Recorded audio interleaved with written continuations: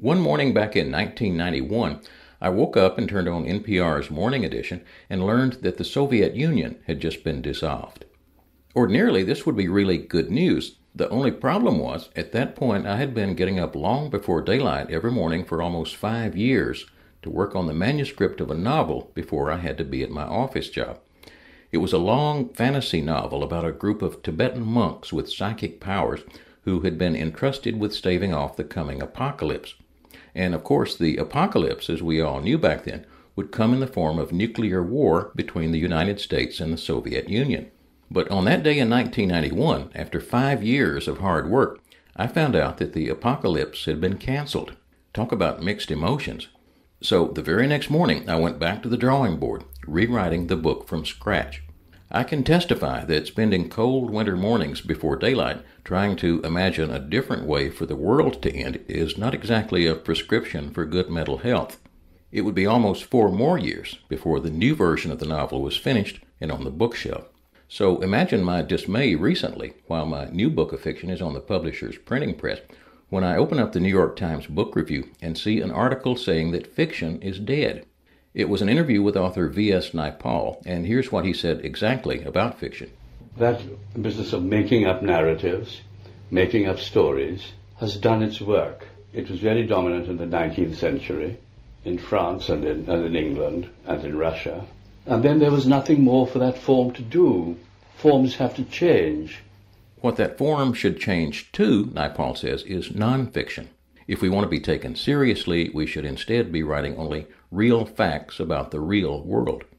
Now, understand that every few years, at least during my lifetime, somebody comes out and pronounces that the novel is dead, or the short story is dead, or even that reading is dead, what with video games or DVDs or whatever the high-tech buzz of the day is about.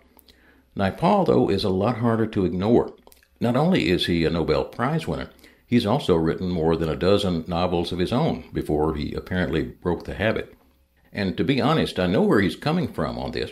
If the barbarians are marching toward your city and you have the choice of buying either a newspaper or a good novel, any sane person will buy the newspaper. The news will tell you who, what, when, and where the barbarians are. What the news only pretends to do, though, is tell you why. Why do they want to kill us? What on earth are they thinking? What are they feeling? How are they like us? And how are they different? For those answers, you have to look to a different type of story. As another Nobel Prize winner, William Faulkner, said in his Nobel acceptance speech, there is only one kind of story worth telling, and that is the story of the human heart in conflict with itself. What Faulkner realized is that the barbarians are always marching toward your city, everywhere, and they always will be. Only their names change. Ironic as it is, the larger truth of any breaking news is only accessible to us through an act of imagination, an act of art, by people who are willing to take that horrible journey into an imagined stranger's heart. If Naipaul is right, I ought to call my publisher and tell them to stop the presses. I ought to take 25 years worth of short fiction and rewrite it as a book of short facts, adding footnotes about the global economy and Middle East politics and the price of heating oil. But every fiction writer around the globe who will sit down tomorrow morning to a blank page and try to imagine a world is literally betting his or her life that Naipaul is mistaken. One of those writers is a novelist from New York named Francine Prose, who wrote this in a letter to the Times about Naipaul's comments. Few people, I assume, read Romeo and Juliet for its insights into Veronese culture or Oedipus Rex for its grasp of Greek politics, she writes.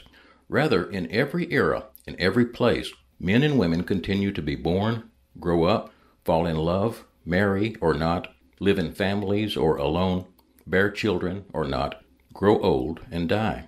And strangely, regardless of whether or not we approve, people stubbornly insist in finding these events as important as the clash between belief and unbelief in post-colonial societies.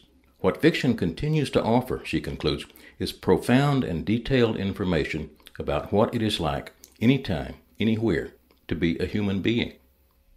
I doubt that even William Faulkner could have said it better. For Tapestry, I'm Dale Short.